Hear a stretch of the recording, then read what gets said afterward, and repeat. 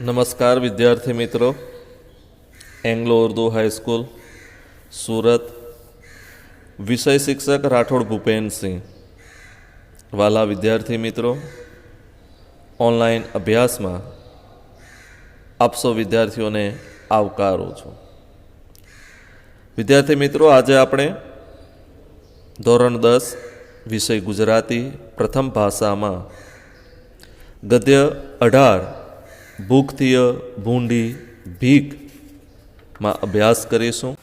भूखथीय भूंडी भीख गद्यनो साहित्य प्रकार नवलकथा अंश छे। पन्नालाल पटेलनी विख्यात नवलकथा मानवीनी भवाईमांथी आ अंश खंड लेवामां आव्यो छे। विद्यार्थी मित्रों, भाग 1 में आपणे सर्जक परिचय विषे विस्तृत माहिती मेळवी हती। थोड़ुं पुनरावर्तन करी लईए।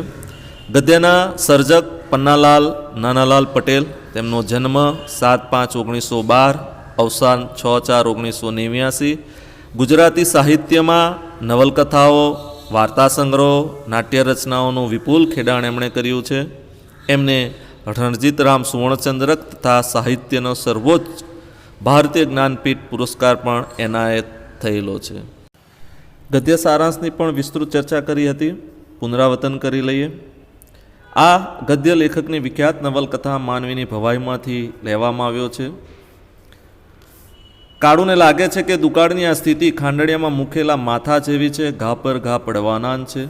કાળુ ખેડૂત પુત્ર હોવાથી માને છે કે ભૂખતી એ ભૂંડી ભીખ છે। ભીખ માણસના આત્માને હળી નાખે છે। દુષ્કાળ સામે કુદરતના પ્રકોપ સામે ઝઝુમતા માણસની હૃદયસ્પર્શી વેદના અહીં લેખકે પ્રગટ કરી છે। ભાગ 2 માં આપણે જોયું હતું કે સુંદરજી શેઠ કાળુને ધર્માદુ લેવા માટે સમજાવે છે। કાળુ અનાજ લેતા અચકાતો હતો। સુંદરજી શેઠ આ જોયું, તેને બોલાવીને કહે છે, સમજાવે છે કે કુદરત આગળ આપણે સૌ લાચાર છીએ। તને એમ લાગતું હોય કે આ ધર્માદાનું છે, તને હાથ લાંબો કરતા સંકોચ શરમ આવતી હોય તો કાલથી તું આ ઓટલા ઉપર આવીને ઝાડુ મારી જજે અને મુખિયાજી પાસેથી ગાદી તકિયા માંગીને અહીં પાથરી દેજે। પછી તને એમ નહીં થાય કે તું ધર્માદાનું મફતનું ખાય છે। કાળુને સુંદરજી શેઠની આ મોઢાએ સ્પર્શી ગઈ। કંઈક સુવાળું સુવાળું લાગ્યું। લાગણી ભર્યા વાત આ કાળુને સમજાઈ અને આથી કાળુ અંતે અનાજ માટે ધર્માદુ લેવા માટે તૈયાર થયો। સુંદરજી શેઠના શબ્દોથી કાળુએ પ્રતિક્રિયા આપી। એ શેઠના શબ્દો સાંભળીને કોઈ મોટા ગજાના માનવી હોય એવું કાળુને લાગ્યું। તે કંઈ બોલી તો ન શક્યો, પણ આંખોથી શેઠને વંદન કર્યા। શેઠનો આભાર માનવા માટે તેની પાસે શબ્દો સૂઝતા નહોતા।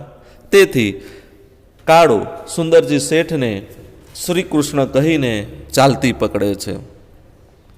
અહીંયા સુધી વિદ્યાર્થી મિત્રો આપણે ભાગ 2 માં ગદ્યની સમજૂતીની ચર્ચા કરી હતી। પાન નંબર 19 પર આપણે આ વાતની સમજ મેળવી હતી। એમાં આવતા શબ્દાર્થો, શબ્દ સમૂહો, વિરોધી શબ્દ, પ્રશ્નોની પણ ચર્ચા કરી હતી। હવે આજે આપણે ભાગ 3 માં અગાઉના પાઠની ગદ્યની સમજૂતીની ચર્ચા કરીએ। પાન નંબર 19 પર જોઈએ તો આપણે સુંદરજી શેઠ અને કાળુ વચ્ચે જે વાત થાય છે, કાળુ ધર્માદુ લેવા તૈયાર થાય છે, એ જોઈએ કે કાળુએ ડોકું હલાવ્યું। એહસાન માનવાના શબ્દો ન સૂઝતા સુંદરજી શેઠને જય શ્રી કૃષ્ણ કહીને ચાલતો થયો। લાઈનમાં જઈને ખડો થઈ ગયો। અમારું છે ને અમારે લેવું છે। મારુંય આમાં હસેસ તો પેલા બલ્લાવાળા કિયારડાની મારી સાડ હાથમાં ફેરવેલી ને રમાડેલી તે સાડના ચોખા ઓળખી કાઢું, વીણી દેખાડું, કહેતો. કાળુને સુંદરજી શેઠની વાત તો સમજાઈ ગઈ અને એને કારણે એ લેવા પણ તૈયાર થઈ ગયો અને એ કહે છે કે મારા ક્યાડાનું અનાજ પણ આમાં તો હશે જ ને. અને ખેડૂતની ખુમારી કેટલી, જો કહેતા હોય તો મારા એ વલ્લાવાળા ક્યાડાને એટલે કે ખેતરમાંથી જે અનાજ સાળ એટલે અનાજ, એ અનાજ જે પાક્યું છે, અહીં મિત્રો ધ્યાન આપવાનું છે, સાળ એમાં જો અર્થભેદ, સાલ હોય તો વર્ષ થાય અને સાળ એટલે ડાંગર પણ થાય, બરાબર. એટલે કે છડિયા વગરના ચોખા આખા દાણા કે જેને સાફ સફાઈ કરી નથી એવા અનાજ, કે મારા ખેતરનું પણ અનાજ આમાં હશે જ, તો છે જ ને, કહેતા હોય તો બતાવી આપું એમ. અને એ કાળું મનમાં આ બધું રમી રહ્યું છે અને એ ધર્માદુ લેવા ઊભો રહી ગયો. સિપાહીને તો કોણ જાણે કેમ, પણ કાળું જાણે આંખનો પાટો અને તે પણ જાણે મરચાનો હતો. અને પણ ફોજદાર જેને સલામ ભરતા હતા એવા ખુદ શેઠની જ એના ઉપર મહેરબાની ઉતરી હતી. અરે મોઢા મોઢ એનાથી વાતો કરી પછી એને કરી પણ શું શકાય ને. એ લોકો કાળું ઉપરની દાજ બીજા ઉપર ઉતારી રહ્યા. પાલનહાર જોયા હોય તો બરાબર હારમાં ઊભા રહ્યો. કે જે ફોજદારો હતા એ ફોજદારો એ જે લાઈનમાં દરિદ્ર નારાયણની જે કતાર છે એ કતાર હતી એમાં ઊભા રહેલા લોકોને ધમકાવે છે. કાળું ઉપર જોઈને પણ એમને દાજ આવે છે, ગુસ્સો આવે છે. દાજ એટલે ગુસ્સો આવવો. કાળું એમને જાણે આંખનો પાટો એટલે કે આંખમાં ખૂંચે છે અને એ આંખનો પાટો અને તે પણ પાછો મરચાનો, એટલે કે એને જોઈને કાળુને જોઈને પેલા ફોજદારોને ભારે અકળામણ થાય છે, ચીડ બરે છે, ગુસ્સો આવે છે. અને એ કારણે જોઈને ફોજદારો કાળું કંઈ કરી નથી શકતા, કારણ કે કાળું તો અત્યારે શેઠની સાથે મોઢે ઊભા રહીને વાતો કરી, મોઢા મોઢ એટલે રૂબરૂ સામસામે ઊભા રહીને વાતો કરી, એટલે ફોજદારો કાળુંને કંઈ નહીં કરી શકતા, એટલે બીજા ઉપર દાઝ કરે. અને પાછા એ ફોજદારો ટોટા લઈને ઊભા છે. એ શું કહે છે? ગરીબ લોકોને અનાજ લેવા માટે ઊભા છે, ગરીબ હાડપિંજર જેવા લોકોને, કે પાલનહાર જોયા હોય તો બરાબર હારમાં ઊભા રહેજો. જો કે આ તમારા પાલનહાર છે, તમારે જીવવા માટે કંઈક જોતું હોય તો બરાબર લાઈનમાં ઊભા રહેજો, એમ કરીને ધમકાવે છે. જે ખેડૂતો ઢગલે ઢગલા અનાજ પકવે છે, રાત દિવસ મહેનત કરે છે, અને એમણે આજે પોતાનું પેટીયું લેવા, ધર્માદુ લેવા માટે હાથ લંબાવવો પડે છે, ધાક ધમકી ગુસ્સો સહન કરવો પડે છે. આ ભયાનકતા દુષ્કાળની છે અને એ પરિસ્થિતિની સામે એ લાચાર બનેલા ખેડૂતો છે. વિદ્યાર્થી મિત્રો, એ દોડ પાસે ખીચડી ફાટેલા ધોતિયાની ફડકમાં લઈને રવાના થતા કાળુને હસવું આવ્યું. આ તો બાવાના બેવ બગડ્યા, એના જેવો ખેલ થયો, ટેકે ખોયો ને જીવે ખોયો. વિદ્યાર્થી મિત્રો, મોસ્ટ આઈએમપી પ્રશ્નો અહીંથી પૂછવામાં આવે છે. બાવાના બેવ બગડ્યા કહેવત છે, પરીક્ષામાં વારંવાર પૂછાય છે. બાવાના બેવ બગડ્યા એટલે કે બંને બાજુએ પરિસ્થિતિ બગડવી. કાળુને તો બંને બાજુની પરિસ્થિતિ બગડી. કઈ બે પરિસ્થિતિ? કે કાળુએ ટેક લીધી હતી, કે ટેકે ખોયો. ટેકે ખોયો એટલે કે પોતે છે ટેક લીધી હતી, પ્રતિજ્ઞા લીધી હતી કે હું હાથ ન લંબાવું, ભીખ ન માંગુ, લઈશ નહીં ધર્માદુ, અને લે છે. એટલે જીવ પણ ખોવાનો, કે આટલું ખાઈને જીવવાના તો છે જ નહીં, ક્યાં સુધી આટલું ખાઈને જીવી શકીશું. એટલે બંને પરિસ્થિતિમાં પોતાનું નુકસાન છે, હાર છે. એટલે કાળું પોતાની ટેક ખોઈ છે અને ધર્માદુ લે તો છે, પણ એ બાવાના બેઉ બગડ્યા બંને પરિસ્થિતિમાં હાર થઈ હોય એવું કાળુને લાગે છે. બાવાના બેઉ બગડ્યા, બંને બાજુએ પરિસ્થિતિ બગડવી. પરીક્ષામાં તમને પ્રશ્નો પૂછાય છે કે બાવાના બેઉ બગડ્યા એમ કાળુ શા માટે કહે છે? ત્યારે કે તમારું છે ને તમને આપીએ છીએ એમાં ધર્માદા જેવું કંઈ નથી. સુંદરજી શેઠે આ સૂચનથી એને સમજાવ્યું અને કાળુ ધર્માદુ લેવા તૈયાર થઈ ગયો. પાસેર ખીચડી પોતાના ફાટેલા ધોતિયાના છેડે બાંધી લીધી, લઈ લીધી, પણ ત્યાંથી રવાના થાય છે, પાછો વળે છે, જાય છે. ત્યાં તેને હસવું આવે છે પોતાની જાત ઉપર અને તેને પોતાને થાય છે કે આ તો બાવાના બેઉ બગડ્યા જેવો ખેલ થયો. કારણ કે કાળુ માને છે કે આમ કરવાથી ક્યારે કોઈની પાસે કંઈ માંગવું નહીં એવી એણે લીધેલી ટેક એ પાડી નહીં શક્યો, એટલે ટેક ખોઈ અને ભીખ માંગીને આ તો મરવા જેવું થયું. કેમ મરવા જેવું? કારણ કે પોતાનો આબરૂ સ્વમાન ગુમાવી બેઠો, કે પોતે જ પોતાની ટેક ન પાડી શક્યો, પોતે જ પોતાનું સ્વમાન જાળવી ન શક્યો. આમ કાળુને લાગે છે. એટલા માટે કાળુ કહે છે કે આ તો બાવાના બેય બગડ્યા. મોસ્ટ આઈએમપી પ્રશ્ન પરીક્ષામાં પૂછાય છે, વિદ્યાર્થી મિત્રો ધ્યાન રાખજો. કાળુની વાત ખોટી ન હતી. અત્યાર સુધી તો પાસેર, દોઢ પાસેર પણ મકાઈ, કોદરા સરખું નકુર ધાન મળતું હતું.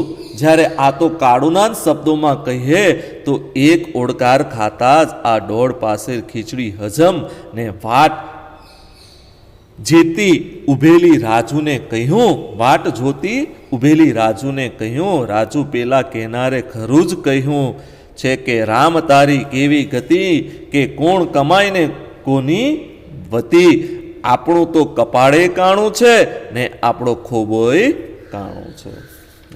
કે કાળુ વાત ખોટી ન હતી.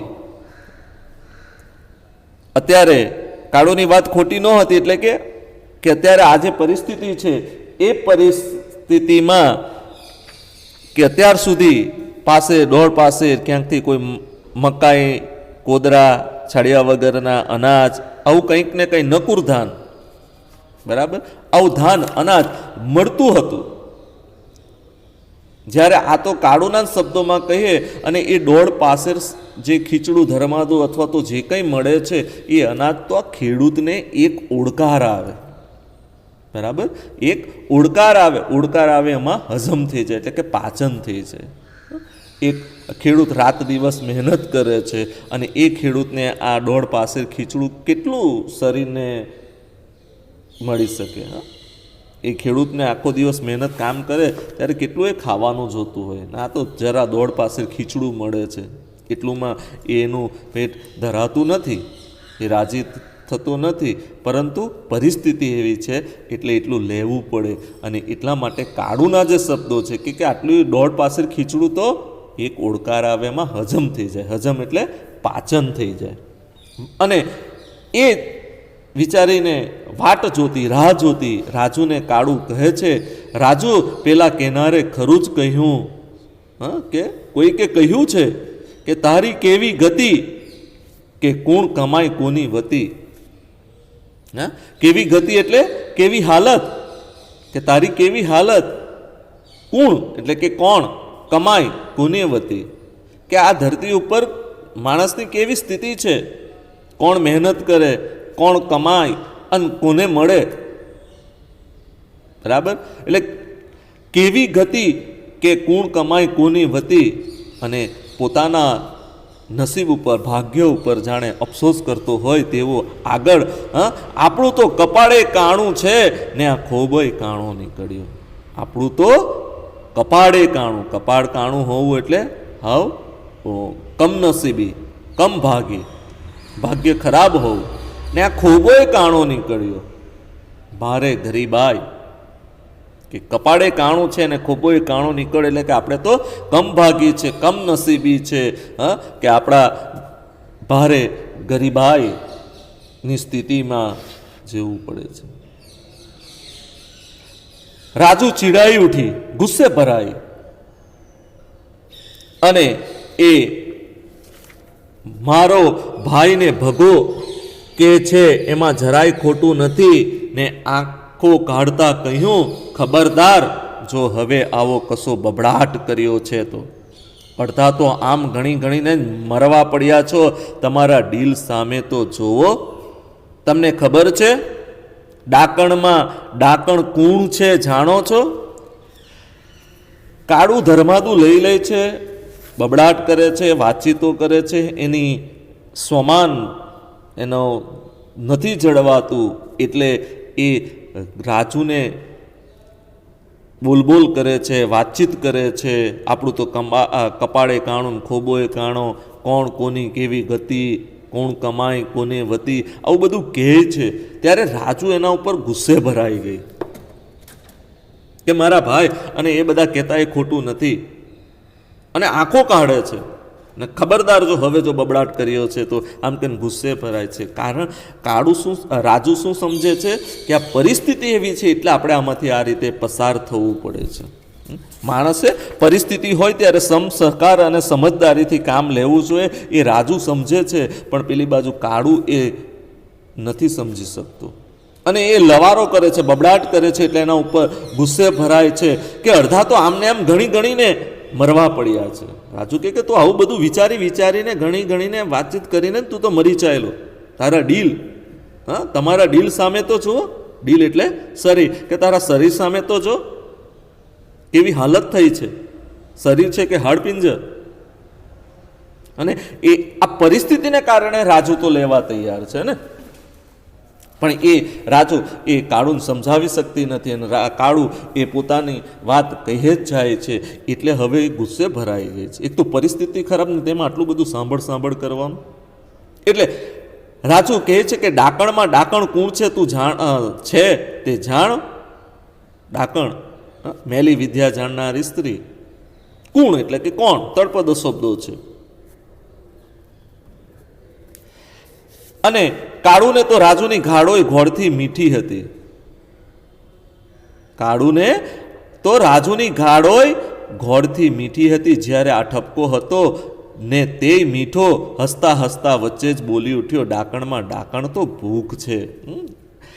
રાજુ ગમે એટલો ગુસ્સો કરે છે પણ એ અપશબ્દો, ગુસ્સો એ કાળુને એના ઉપર કંઈ અસર નથી. એ પણ એને મીઠો લાગે છે અને ઠપકો પણ જાણે એને મીઠો લાગતો એમ હસતા હસતા જ એક રાજુની વાત થતી હતી એમાં જ એ બોલે કે ડાકણમાં ડાકણ તો ભૂખ છે. કાળું ડાકણ કોને કહે છે? ભૂખને કહે છે. પણ રાજુ અત્યારે રમૂજમાં નહોતી. પેલો તો હસતા હસતા બોલી દીધું કે ડાકણમાં ડાકણ તો ભૂખ છે, પણ રાજુ અત્યારે પરિસ્થિતિ એવી છે કે એની રમૂજ, મજાક મસ્તી, હસી મજાક કરવામાં ન હતી અને એ બોલે છે. પણ રાજુ અત્યારે રમૂજમાં ન હતી, બોલી ઉઠી, ના ડાકણ ચિંતા છે. ડાકણ ચિંતા છે, માનવીના કાળજાને ખોતરી ખાય છે. ને પછી તો રાજુએ એને કેટલીય સમજણ શીખવાડી, શિખામણ દીધી કે કાળું ડાકણ ભૂખને ગણે છે જ્યારે રાજુ ચિંતાને ગણે છે. રાજુ એમ કે તમે આવી ચિંતા કરીને કેવી હાલત થઈ છે, તમારું શરીર તો જુઓ. અને એ ચિંતા કે શું થશે, કેમ લેવું, લેમ તો શું, નહીં લેમ તો શું, આ તો મારું છે, આ તો એનું છે, આ બધું વિચારો એના એ જે ચિંતા છે એ ચિંતા માનવીના કાળજાને ખોતરી ખાય છે. માનવીના કાળજાને ખોતરી ખાવું એટલે હૃદયને દુઃખ પહોંચાડવું, એવી સ્થિતિ થાય છે. એટલે રાજુ ડાકણ કોને કહે છે? ચિંતાને કહે છે. ને પછી તો રાજુએ કાળુને ઘણું બધું શીખવાડ્યું, સમજણ આપી કે આ પરિસ્થિતિ છે અને એને કારણે આપણે હાથ લાંબો કરીને માંગવો પડે છે. અત્યારે કોણ આપે છે ને કોનું છે ને લેવું નહીં લેવું એ બધું વિચારો નહીં, પણ આપણું શરીર, આપણી પરિસ્થિતિ એ જોઈને આપણે અત્યારે કતારમાં ઊભા છે. અને ત્યારે હા ભાઈ હા હેન્ડ, હવે એ બધો લવારો નહીં કરું, આમ કહેતો કાળું વળી પાછો ગંભીર બન્યો. બની જવાયું, બોલ્યો, પણ ભૂંડામાં ભૂંડું શું છે એ જાણે છે તું? કે રાજુની વાત સાંભળીને કાળુ થોડો ગંભીર થયો અને થઈ જવાયું. કારણ કે રાજુ અત્યારે ગુસ્સામાં છે, સમજાવે છે, સમજણ આપી, પરિસ્થિતિની વાત કરી અને કહે છે કે સારું, લવારો નહીં કરું, બકવાસ નહીં કરું, બોલબોલ નહીં કરું, ચાલ લે હેન્ડ, ધર્માદુ લેવા એને આગળ વધે. અને પાછો બોલે છે. શું બોલે છે? કે ભૂંડામાં ભૂંડું શું છે તું જાણે છે? ભૂખ શું? અને પાછો જવાબ આવે કે ભૂંડામાં ભૂંડું તો ભૂખ છે. ના, હું ભૂખને ભૂંડામાં ભૂંડી કહેતો તો, પણ એનાથી ભૂંડું આજ તો બીજું ભાડ્યું. કે રાજુ એમ કહે છે કે ભૂંડામાં ભૂંડું ભૂખ છે, ત્યારે કાળુ શું કહે છે કે ના, હું એવું જ માનતો હતો કે ભૂખ ભૂંડામાં ભૂંડી છે. ભૂંડામાં ભૂંડી એટલે કે ખરાબમાં ખરાબ, એ ભૂંડી છે એવું હું માનતો હતો, હું પણ કહેતો હતો, પણ આજે કંઈ નવું ભાડ્યું. એનાથી એ ભૂંડું, એનાથી એ ખરાબ, એનાથી એ નામોસી ભર્યું હોય તો આજે મેં બીજું ભાડ્યું, એટલે કે બીજું જાણ્યું, બીજું મને જાણવા મળ્યું. અને કાળુ કહે છે, કાળુએ ધોતિયાની પેલી પોટલી ઉપરથી નજર ઊંચકી રાજુ સામે માંડી. આર પાર તાકતો હોય તેમ જોઈ રહેતા પૂછ્યું, તને ખબર છે? ભૂખથી એ ભૂંડી ભીખ છે. ભૂખથી ભૂંડી ભીખ છે. વ્યતિરેક અલંકાર છે વિદ્યાર્થી મિત્રો. ભૂખથી એ ભૂંડી ભીખ છે. અત્યાર સુધી હું જાણતો હતો કે ભૂખ એ ભૂંડું છે, પણ એનાથી એ વધારે જો આગળ કેમ તો ભૂંડામાં ભૂંડું ભીખ છે. ભૂખ તો માણસના હાડમાંસ ગાળી નાખે છે, પણ આ ભીખ તો કાળુ જાણે બેભાનમાં એકલો એકલો લવતો હતો. રાજુ, ખરું કહું છું, આપણા ગુમાનને આત્માનાએ ઓગાળી નાખે છે, પાણી કરી દે છે, યાદ રાખજે. વિદ્યાર્થી મિત્રો, કાળુ ભૂંડામાં ભૂંડું કોને કહે છે? હવે ભીખને. ને શું કહે છે? ભીખ તો હાડમાંસને ગાળી નાખે છે. હાડમાંસ એટલે શરીર. ગાળી નાખવું એટલે કે નિર્બળ થઈ જવું, એટલે કે ભૂખ હાડમાંસને ગાળી નાખે છે. હાડમાંસ ગાળી નાખવા એટલે શરીર નિર્બળ બનાવી દેવું. ભૂખ શરીરને નિર્બળ બનાવે, પરંતુ પણ આ ભીખ તો આ ભીખ. અને રાજુને એ કહે છે કે આ ભીખ તો આપણા ગુમાન અને આત્માને ઓગાળી નાખે છે. ભીખ આપણા ગુમાન એટલે કે સ્વમાન, આત્માને, આપણો આત્મા, આપણું સ્વમાન, આપણું માન, આપણું માનપાન ઓગાળી નાખે, ગુમાવી દે, એવી પરિસ્થિતિમાં મૂકી દે છે. એટલે આ ભૂખ તો હાડમાંસ ગાળી નાખે અને ભીખ એ આત્માને ઓગાળી નાખે છે. કાળુ રાજુને કહે છે કે ભૂંડામાં ભૂંડી ભીખ છે. ભૂખ શરીરને નિર્બળ બનાવી દે છે, જ્યારે આ ભીખ એ આપણા ગુમાન, આપણું સ્વમાન, આપણું માનપાન ગુમાવી દે એવી પરિસ્થિતિમાં મૂકી દે છે. રાજુ માટે હવે આ બધું અસહ્ય થઈ પડ્યું ને માં જેમ છોકરાને ધમકાવે તેમ ધમકાવતા બાવડા ઝાલી હડસેલ્યો. તમે છાના માના ઘેર હેંડો, ઘેર નકર. પણ આ સાથે જ એનો અવાજ ઢીલો પડી ગયો. શું કામ બધા ભેગા થઈને મારો જીવ ખાવો છો? કહેતા પેલા બે બાળકોને હડસેલ્યા. આના કરતા તો હું મરી જ ગઈ હોત તો. રાજુ પણ આ પરિસ્થિતિને સમજે છે કે માંગવું યોગ્ય નથી, પણ રાજુ એટલા માટે માંગવા તૈયાર છે કે બે છોકરા છે, પરિસ્થિતિ ખરાબ છે અને એ માટે હાથ લાંબો કરવો પડે. કાળુ આ નથી સમજી શકતો. વારંવાર સમજાવે છે, વારંવાર એને શિખામણ દે છે, એને કગરે છે, આજીજી કરે છે રાજુ. હવે એનાથી આ બધું અસહ્ય થઈ પડ્યું, સહન ન થઈ પડ્યું. અને જે રીતે મા પોતાના બાળકોને ધમકાવે, ખીજાય, ગુસ્સે ભરાય અને હાથ પકડીને બાવડું એટલે હાથ પકડીને ઘસડે અથવા તો હડસેલો મારે, એ રીતે રાજુએ કાળુને હડસેલ્યો. હડસેલવું એટલે ધક્કો મારો. બાવડું ઝાલીને હડસેલ્યો, એને રીતસરનો ધક્કો મારી દીધો કે ચાલ હવે હેન્ડ, બહુ થયું, હવે મારાથી સહન થતું નથી, અને છાના માના ઘરે નીકળો નહીતર. પણ આવો ગુસ્સો કરતા કરતા પણ રાજુનો અવાજ ઢીલો થઈ ગયો. રાજુનો અવાજ ઢીલો પડી ગયો એટલે બોલવાની શક્તિ ન હતી. અને એ શું કામ બધા ભેગા થઈને મારો જીવ ખાવો છો, કે શા માટે તમે બધા ભેગા થઈને મારી જીદ હટને કરવા બેઠા છો? આ પરિસ્થિતિને સમજો ને. રાજુ કાળુને કહે છે કે તમે મારો આ તમારી જીદ, તમારી હટને કારણે મારો જીવ લેવા માંગો છો તમે. અને પેલા છોકરા હતા, એ છોકરાને રાજુ ગુસ્સામાં ને ગુસ્સામાં હડસેલી દે છે, ધક્કો મારે છે, ચાલો. અને પોતે બોલે છે, આના કરતા તો હું જ મરી ગઈ હોત તો સારું. રાજુને પણ પોતાનું સ્વમાન છે, પણ પરિસ્થિતિને કારણે એ આ રાજુ કાળુને સમજાવે છે, વાતચીત કરે છે, અને હવે એનાથી પણ એ સહ્ય ન થયું.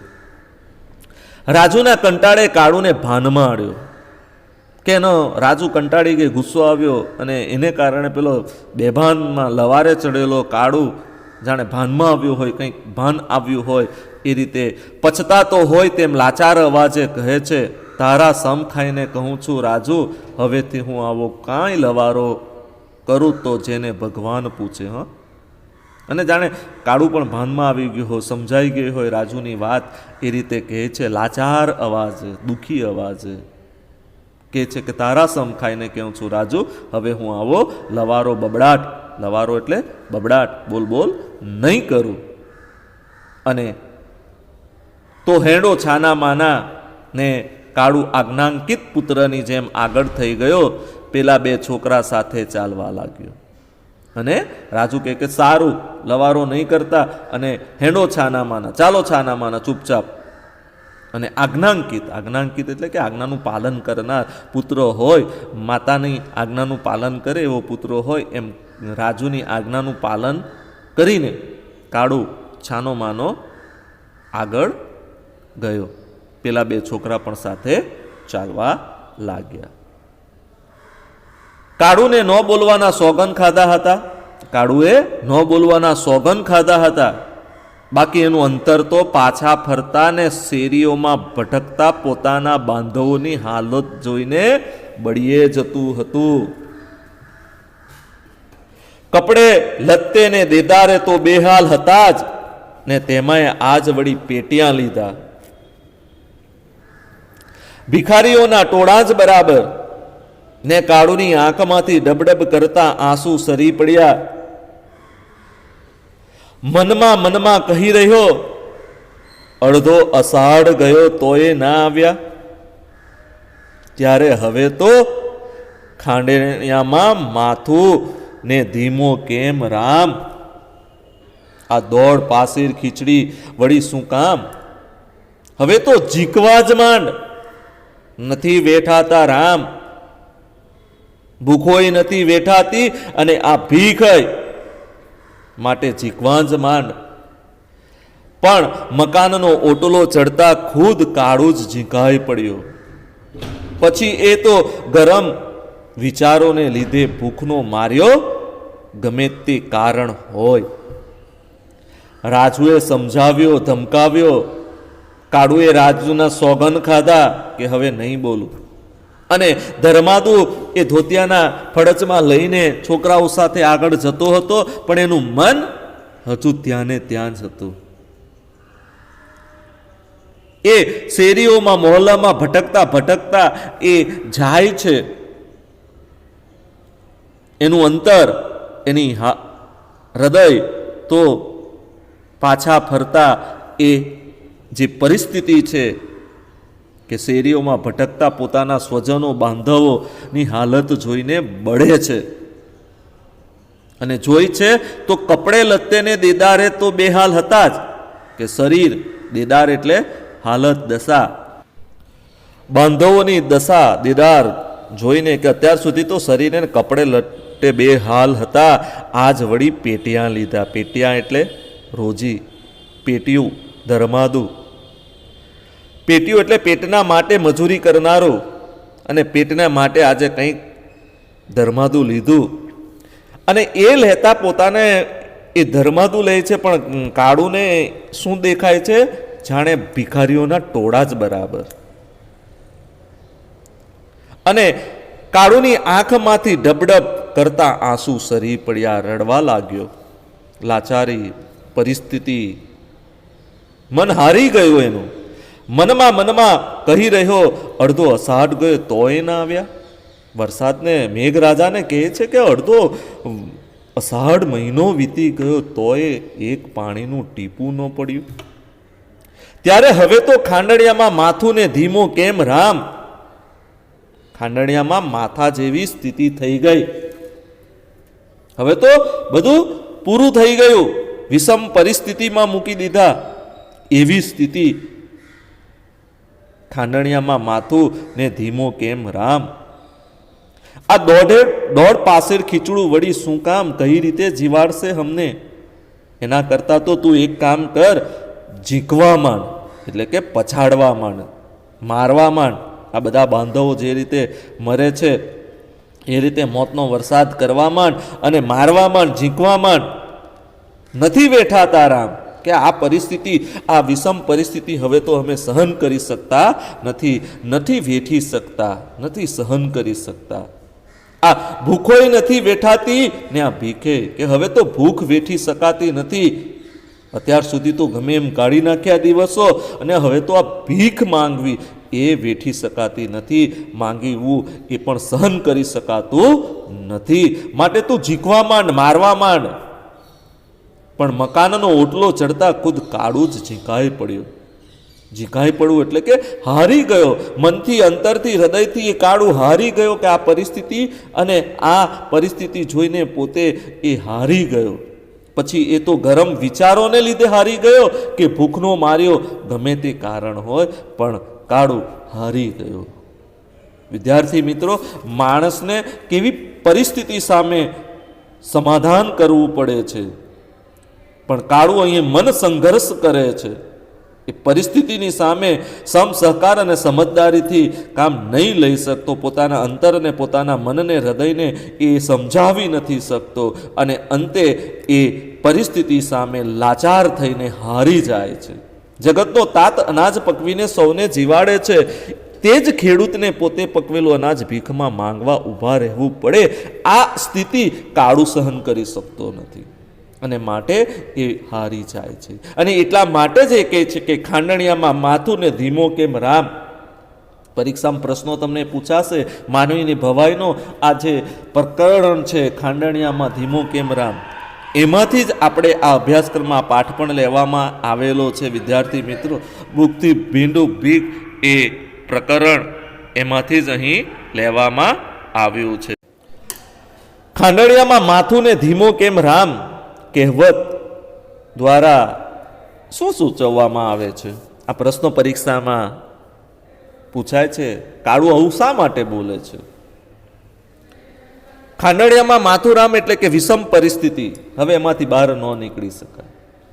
એટલે આ કહેવત દ્વારા કહેવામાં આવ્યું છે કે અતિકારમાં, દુકાળમાં ભૂખથી પીડાતા અને ભીખ ન લેવાના સ્વમાન ભર્યા સ્વભાવથી દાઝેલા કાળુનું માથું અત્યારે ખાંડણિયામાં છે. ખાંડણિયામાં માથું એટલે વિષમ પરિસ્થિતિનો નિર્દેશ કરે છે. એવી પરિસ્થિતિ કે હવે એ પરિસ્થિતિમાંથી બહાર ન નીકળી શકે. ભૂખ અને ભીખ અસહ્ય દુઃખ તો છે જ. હા, કાળુ પાસે ભૂખ છે, શરીર હાડપિંજર જેવું થઈ ગયું, ખાવાનું મળતું નથી. અને ભીખ કે સોમાન ગવાય છે, એટલે ભીખ પણ માંગી શકતો નથી. આ બે, ભૂખ અને ભીખ, આ બંનેથી એ અસહ્ય દુઃખ સહન કરે છે. એમાંથી મુક્તિ મેળવવી હોય તો સામેલું જોરથી ઝીંકવામાં આવે તો જ ઉપાય. મરી જવું પડે કે ખાંડણીએ માથું મૂક્યું છે ને એના ઉપર સાંભેલું લાકડાનો એક દંડો જે હોય છે એનાથી છૂંદવા માંડ, એટલે માથું ઝીંકાય, છૂંદાય તો જ આ પરિસ્થિતિમાંથી બહાર આવે, ને તો કંઈ નહીં. એ જ એક ઉપાય છે. તેથી કાળુ પ્રાર્થના કરે છે કે ખાંડણિયામાં માથું ધીમો કેમ રામ, કે તું ધીમો કેમ પડે, માથામાં મારવા જ માંડ, ઝીંકવા જ માંડ, મારી નાખ, બધા બાંધવો સ્વજનો ગયા, અમને પણ તું લઈ લે. અષાઢ ગયો, એક પાણીનું ટીપું નથી, વરસાદ આવવાનો નથી, ધર્માદુ પેટીયું માંગીને ક્યાં સુધી જીવવાના હવે. અને એ ભૂંડામાં ભૂંડી ભીખ માંગીને એ માણસના આત્માને ઉગાડી નાખે છે, સમાન ગવાય છે, એટલે એ પણ હવે તો લઈ શકવું એવું નથી. વિદ્યાર્થી મિત્રો, જ્ઞાનપીઠ પુરસ્કાર મેળવનાર માનવીની ભવાઈ નવલકથાનો કરુણાર્ધ અંશ નવલકથામાં કેન્દ્રમાં છે.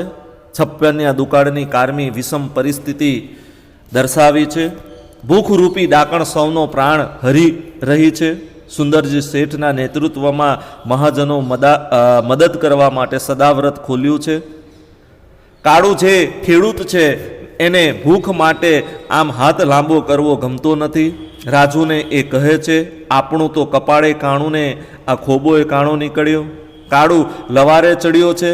રાજુ સાથે સોમાની કાળુનો કરુણ સંવાદ ભલભલાને હલાવી નાખે એવો છે.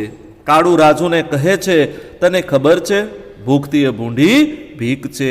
ભૂખ તો હાડમાંસ ગાળી નાખે છે, પણ આ ભીખ તો આપણું ગુમાન, આપણો આત્મા, આપણું સ્વમાનને ઓગાળી નાખે છે, પાણી કરી દે છે. કાળુ તેમજ રાજુના દારૂણ કરુણ સંવાદ દ્વારા લેખકે ભૂખ કરતા ભીખને વધુ ભૂંડી કહી છે. છેલ્લે કાળુ મનમાં ને મનમાં કહે છે, હવે તું ઝીકવા માંડ, નથી વેઠાતા રામ, ભૂખોય નથી વેઠાતી ને આ ભીખય.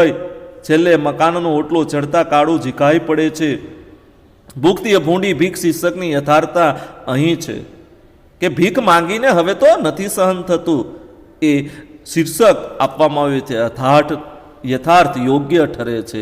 લેખકે સંવાદની ધાર કાઢીને છેલ્લે લખ્યું છે કે એ ઝીકાઈ પડ્યો પછી એ ગરમ વિચારોને લીધે ભૂખનો માર્યો કે ગમે તે કારણ, એ વાત સ્પષ્ટ છે કે ભૂખ અસહ્ય થતી હતી. સ્વમાન અને આત્મગૌરવને ટકાવવા જતાં ભીખ સામે સમાધાન ન કરતા, ભીખ સાથે સમાધાન ન કરતા એ ઝીકાઈ પડે છે. આમ ભૂખથી ભૂંડી ભીખ શીર્ષક સમગ્ર કથાનો અંશ ભાવ વ્યંજનાનું નિયામક બળ છે, ધ્રુવ બિંદુ બની રહે છે.